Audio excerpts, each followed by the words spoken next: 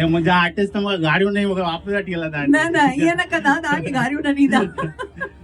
त तव्हां बि एक्साइटेड आहियो? हा, मां त जाम एक्साइटेड आहियां। मां त तव्हांजा मिस ई न कंदी आहियां। जेके बि तव्हांजा वीडियोस ईंदा आहिनि न, मां एक्चुअली तव्हांजी ई कॉमेडी कॉपी करे कंदी आहियां। अरे वाह, थोरो ॾेखारो मां कीअं कंदो आहियां, मां त ॾिसां। कॉमेडी विद फैमिली एंटरटेनमेंट खणी आया आहियूं, जंहिंजे लाइ असां ऑलरेडी फेमस आहियूं ऐं मूंखे लॻंदो आहे कि हिकु कॉमेडी आहे जेकी मतिलबु ॿारनि खे वॾनि खे सभिनी खे गॾु जोड़े रखंदी आहे ऐं उहो भड़े भड़े असां विधी आहे। उन सां गॾु हिकु इमोशनल टच बि आहे पिक्चर में। त तव्हांखे जाम मज़ो ईंदो, ज़रूरु तव्हां विद फैमिली अचिजो।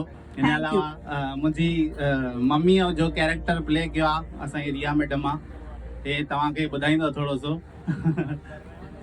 मम्मी त लॻन नथा आहे। ये मॉडर्न आहे, अॼुकल्ह जी मॉडर्न मम्मी जाम आहिनि। वरी छा असांजी ॿियूं मम्मियूं न नाराज़ थी वञनि न, भई असां ईअं थो ॾेखारे। न अॼुकल्ह सभु मम्मी हूअं ई अथव। ऐं पंहिंजी भाषा जेका सिंधी असांजी ॿोली आहे, उहा हमेशह शाद रहे, आबाद रहे ऐं असां सिंधी हमेशह सदाई वधंदा रहूं, वसंदा रहूं। जय झूलेलाल। थैंक यू नील गोपलानी जी जो स्वागत आहे ऐं मोहित जी बि पाण सां हिते विच में आहिनि।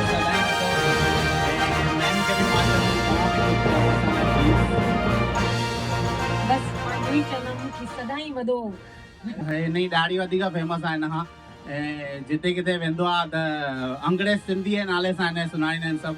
ऐं अंग्रेजी बि जाम ज़बरदस्त ॻाल्हाईंदो आहे, कुझु ॻाल्हाए ॾेखार। इंग्लिश अरे वाह, हीर दिनेश तलरेजा जंहिं एॾो सपोर्ट कयो आहे असांखे थ्रू आउट द फिल्म।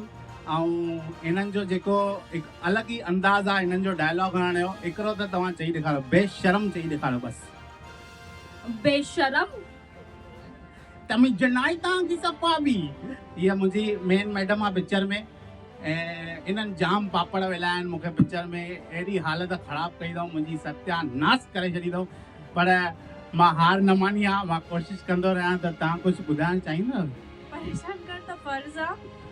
मुंहिंजी रिक्वेस्ट आहे तव्हां सभिनि खे कि तव्हां असांखे जाम प्यार ॾिजो, असांजी मूवीअ खे जाम प्यार ॾिजो।